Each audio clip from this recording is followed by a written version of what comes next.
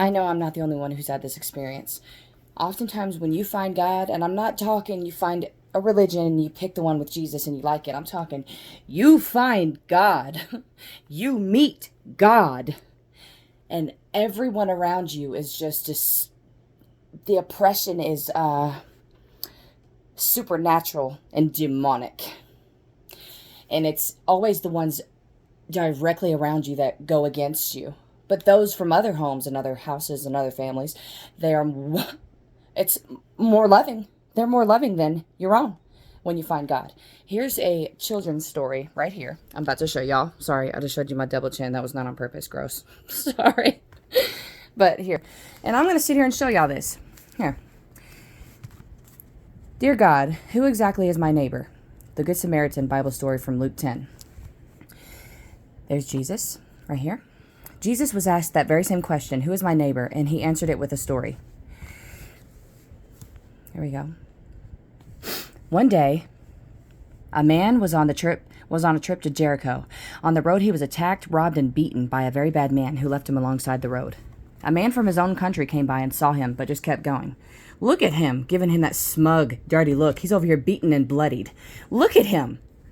This is how it is when you go through tribulation and you found God, and this is what tribulation does to you. As a Christian, it'll do this to you, and your own will treat you like this.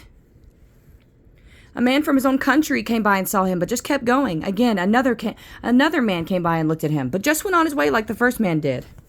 Finally, a stranger from another country came by on his donkey and stopped and took care of the wounded man. He bandaged him up and put him on his donkey and brought him to an inn.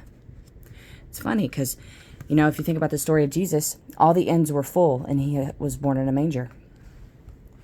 Before the stranger left, he paid the innkeeper and asked him to take care of the man, and he said he would pay any extra costs on his way back. Then Jesus answered with a question. Who do you think was the neighbor? The man that cared.